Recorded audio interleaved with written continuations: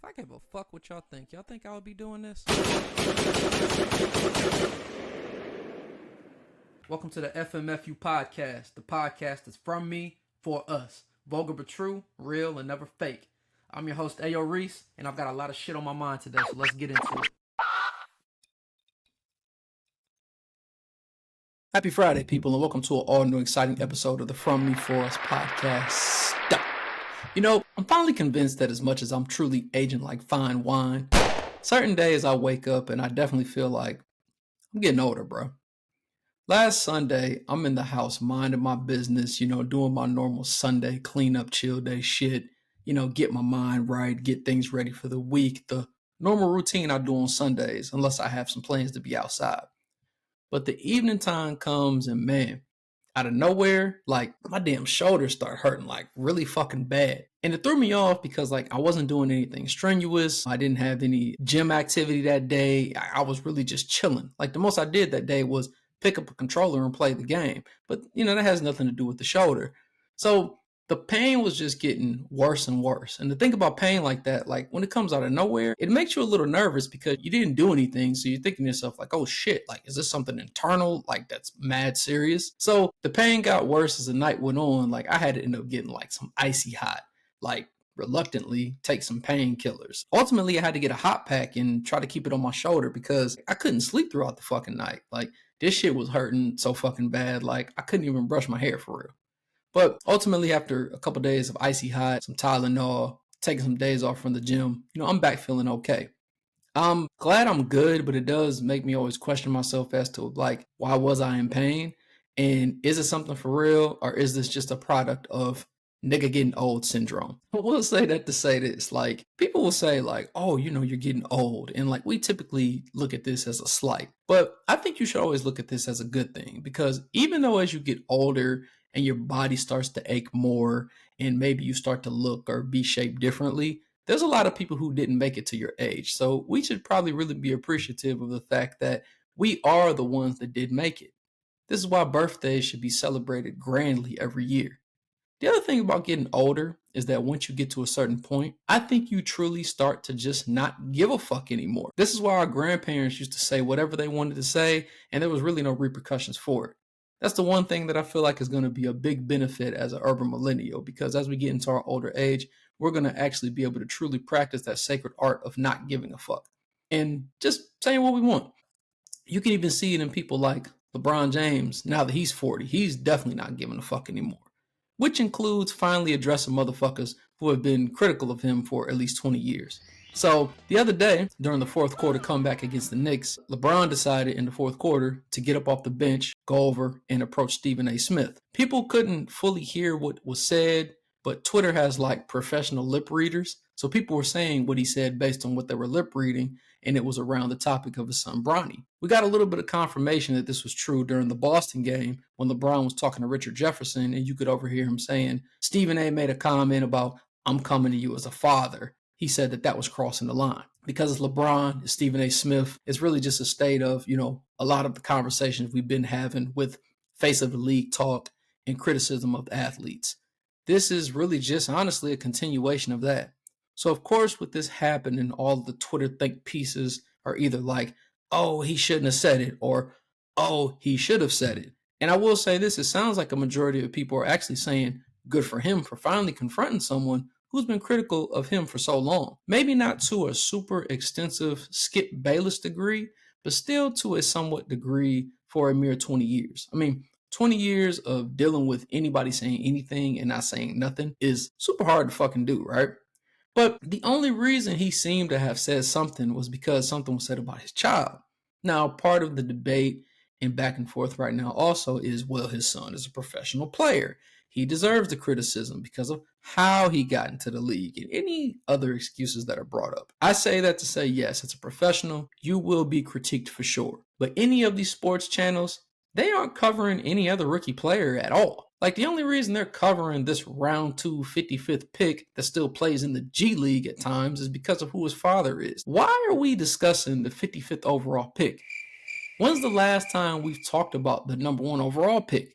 Because, I mean, I don't watch ESPN all the time, but I don't hear shit about it. I don't even think that, honestly, it was the basketball criticism that made LeBron say something to him. I think it was, as he stated to RJ, where he was talking about, I'm coming to you as a father, to not put him out on the floor, as if he's the GM making all of the decisions. I personally, if I was in that position, would take a big exception to that as well.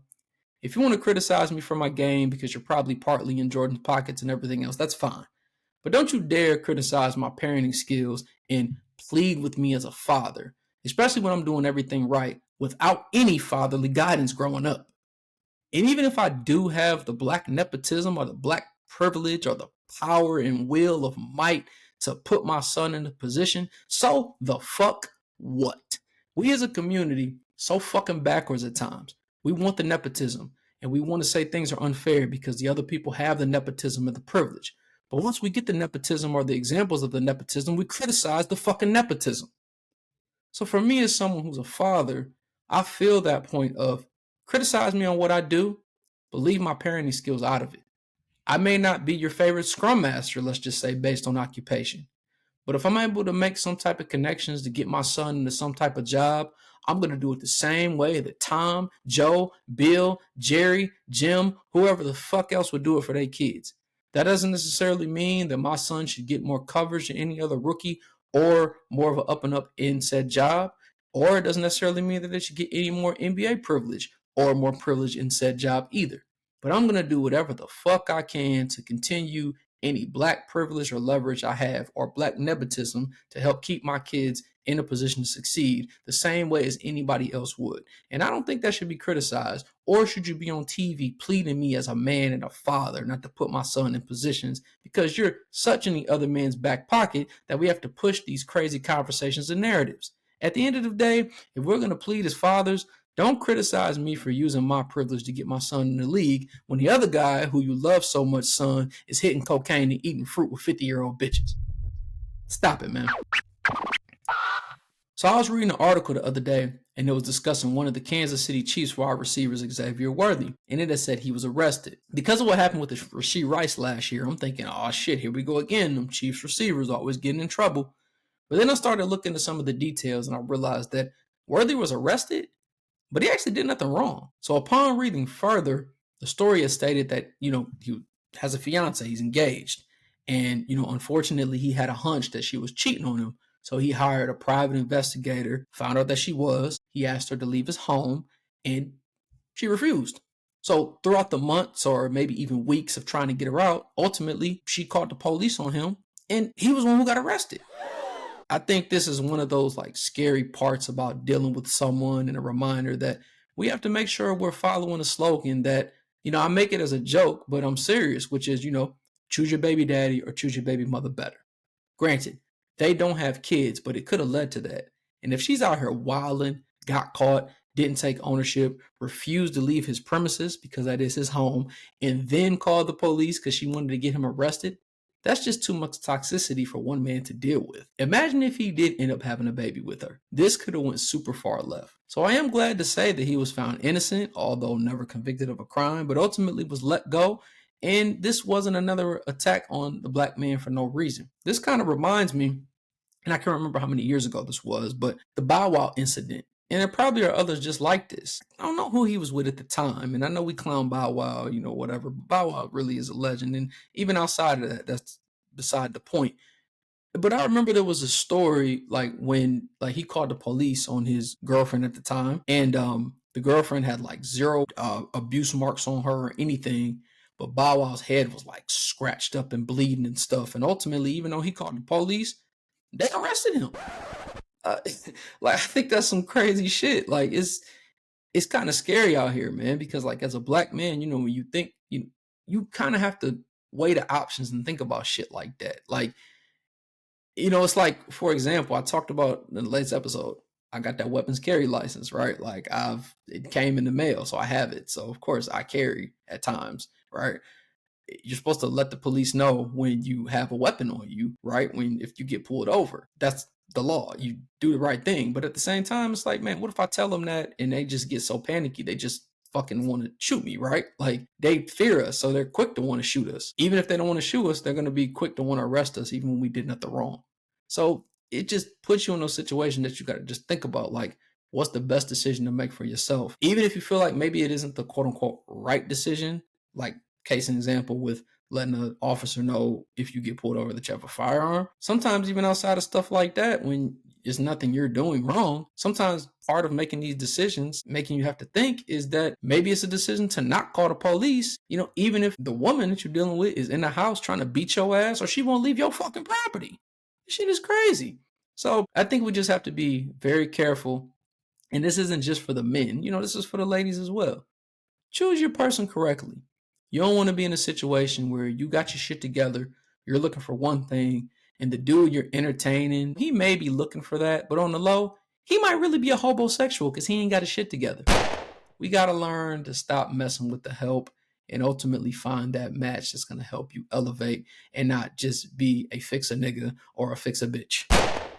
I will say this though. I saw this tweet from someone and it actually had me cracking up because dude was going in. So it was some shit like, Xavier Worthy did everything right. He's over 6 feet, makes over 6 figures, young, found a black woman who was an Olympic medalist, not ratchet. Instagram says she loves God. He didn't make her a baby mama. He was making her a wife and moved her into his home. She was cheating on him every time he left home. He found out and simply tried to break it off and evict her. And she, Miss Tia Jones, tried to extort him and have him arrested. This is what you get when you love the black queen. Our life means nothing to them. And this is how good men turn into dogs. Stop wasting your good deeds on black women. They don't want to be wives. They want to be thoughts. Man, one of y'all must have shitted on him in the past because dude who tweeted had an agenda for y'all asses. And now he's probably out chasing snow bunnies. Oh, yeah, I forgot. That would be the black man's fault, too. And now here is the news by A.O. So the other day, Southwest Airlines announced that they were canceling their free checked bag program that's been in play for how many ever years, and the internet was in an uproar. I totally understand why people would be, because flights are ridiculous right now. Like, I don't know what's going on with the Delta or anyone else, but ticket prices are off the chain, and I'm just not quite sure why. But the uproar for Southwest Airlines was up because with ticket prices being high, we don't really get that many perks as is. So Southwest Airlines is one of those airlines that me personally, and you can call me bougie, I don't really look at them as maybe one of the big three. So if I'm looking at it that way, I'm sure others are as well. And if you aren't one of those top dogs, you basically took away your trump card of getting people to book with you. Now, personally, I haven't booked a flight with Southwest Airlines in maybe 15 years. Granted, it's not that I've had an issue with them. It's just every place I've lived, Southwest wasn't readily available or made the most sense for me to fly with them. And as much as I'm with the, fuck the corporation and the rebel against it, having this rebellion about Southwest and the check bags and all this shit, it's just fucking fodder. Because honestly, half of y'all didn't fly with fucking Southwest anyway. Y'all just like me. Also, another half of y'all, probably like myself, probably hardly ever even check a bag. Can't remember the last time I truly had to check a bag. Normally I'm rolling shit up, getting vacuum seals, putting everything in between my personal and my carry-on just fine. Now, long 6-day cruises and shit like that's a little different. I'm probably gonna have to check a bag. But for domestic flights where you're going for just a few days at a time, it ain't that serious. You got to get creative in how you pack. The hardest decision for myself, because I'm such a sneaker junkie, is figuring out which pairs of shoes to pack. My rule of thumb is wear one, pack two, center your fits around that, or find the ones that center around your fits, and you Gucci. All of this shit to me is fake outrage. But if you are really that disappointed in not being able to get a free check bag anymore, or if you want a free check bag and you weren't flying Southwest anyway, get the credit up, nigga. Get you a Delta Amex card or a JetBlue card or a Capital One card. Any one of them type of credit cards where you get the benefits, such as you getting a free check bag. On top of the other benefits you get, companion certificates, access to some of the sky lounges, all of that dope ass sweet life shit, right? So, forget the Southwest handout, because again, most of y'all niggas was not flying with them anyway. Y'all was probably flying with either Delta or JetBlue, or you got the cheap niggas who go to Spirit and, wonder why they flights is always fucking delayed. Ain't too many people been flying Southwest. But again, it is fuck the government, kill the rich to feed the poor and all that. But half of this outrage, as most outrage is just fodder and fakeness, and y'all just being extra for no reason. So let's just cut the bullshit out. Now it's time for another segment of the wildest shit I saw on the internet. I saw a clip from this Hot Ones interview the other day, and this interview was featuring Doechii. I like Doechii. TDE, man, they groom their artists very well, and every artist I feel like on their roster has dropped either a classic, mixtape, album, whatever you want to call it. They really know what they're doing and building their artists over there. So when I started to see her on the scene a lot more after listening to Alligator Bites Never Heal, I wasn't surprised at all that she won a Grammy this year. If it was part of a parlay, I would have bet on that shit, especially because of all the Kendrick Lamar beef shit that was happening. Yeah, I know he's independent now, but he's still affiliated with TDE. Come on now, we know this.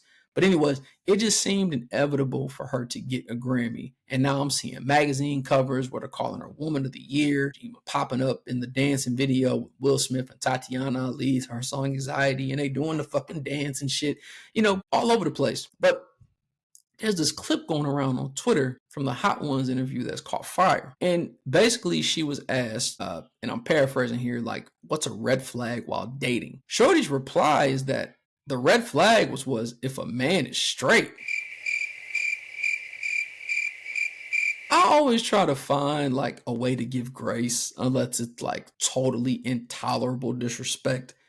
And I know, listening to the music, hearing some interviews, Shorty has opened up before about, she swing both ways or whatever the case is. I don't want to be non-politically correct, if that's even the word. But a part of me can't help but look at the fact of like how we're in this clickbait culture or clip culture, and trying to consider all things. People don't always necessarily watch like a whole video or however long interview unless they're really super dedicated to that platform. So with the clip culture, I'll call it, it's going around. The clip that's going around based on the interview is the one I saw. The red flag is being a straight man. And as much as I try to not make things a big deal and stay even keeled and be considerate, and again, try to give grace, I think just hearing that is just a crock of fucking shit. Even with knowing the background and knowing the sexual preferences, whatever, like clip culture is a thing. And ultimately we know that shit like that's going to blow up. And I just feel like that's just a continued attack more on Black masculinity at a whole and what people are starting to look at us nowadays. And I'm not the only one that feels this way. So Anthony Mackie, if you don't know your actors well, Papa Doc from 8 Mile, also I'll more so say the Falcon from Avengers and everything, and now Captain America. Anthony Mackie did an interview on The Pivot with Ryan Clark and his co-host. And he was saying how he raises his sons to be men.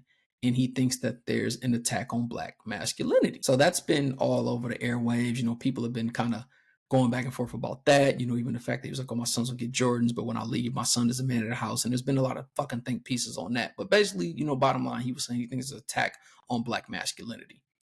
Ironic enough, the Hot One interview that I'm currently speaking of is saying that it's a red flag for you to be a straight man, or it is a red flag if a guy is a straight man. How does that even sound?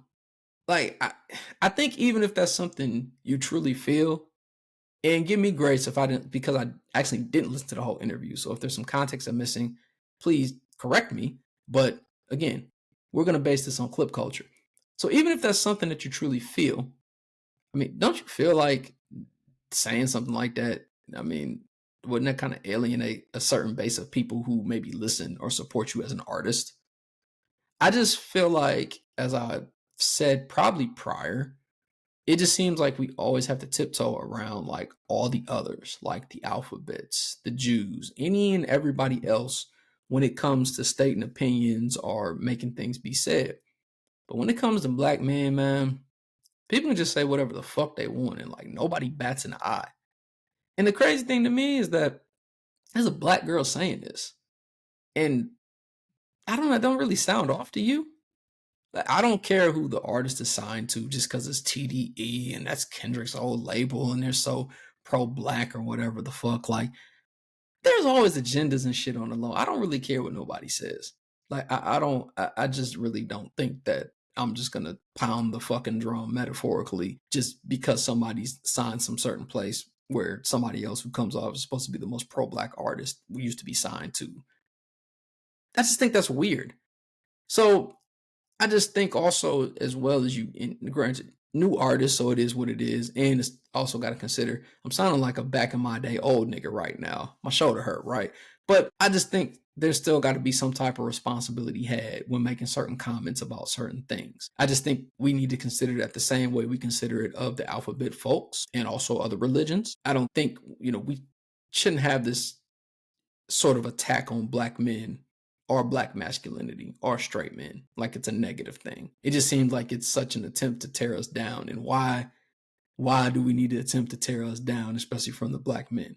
We're already dealing with enough as is. I mean, I think even part of this is why, because it comes off that way, that's probably part of why the reason that those Doechii is a plant rumors come from. Because if you think about it, it's like, oh, she's a plant because they brought her in. She gets a Grammy instantly. And she's Woman of the Year off of just a mixtape. And she's in the video with Will Smith and Tatiana Ali. And she on stage with Lauryn Hill rapping the verse. There's people on shows that are debating it, saying like, oh, she shouldn't be up on their stage with Lauryn Hill because she hasn't earned that right yet. I don't really believe that, but I mean, it does make you think about everything in a circle, right? So again, no way to know if shit is true or not. Again, the powers that be are going to be good enough to not get caught if there are some type of plant, whatever the fuck. Although I really don't believe that, but it does give you credence to think about that. And I think just being considerate that, clip culture, the short attention span of everybody on the internet. I mean, this is where TikTok came to fame, right? Or Reels as well, right? Certain things grow legs, even if it's the shortest, stupidest thing ever. And unfortunately, things like this are going to stick around, and things like this sometimes don't even grow legs. They fucking fly. Honestly, there's probably some people on the internet who watched that clip, because I didn't look in the comments, but I'm guaranteed there's somebody who was on that clip and was reading it and was probably like, yes, girl, yes. I ain't with that shit. So, like, as much as there's some people that want to chalk it up to just being, nonsensical, it don't matter. I think people can be well within their right to feel a way about it. Whether you agree or not, it's your opinion. But me personally, I think that's some wild shit to say. And again, I think it's a crock of fucking bullshit. Sue me. Thanks for listening to the FMFU podcast. Follow me on Facebook at FMFU Experience. I'm also on Twitter, Instagram, TikTok, and YouTube at FMFU_experience. Also check me out on Twitch for some Warzone action at ReesePup007. Remember, people, life is a series of choices. Just make sure you make the right one. Peace.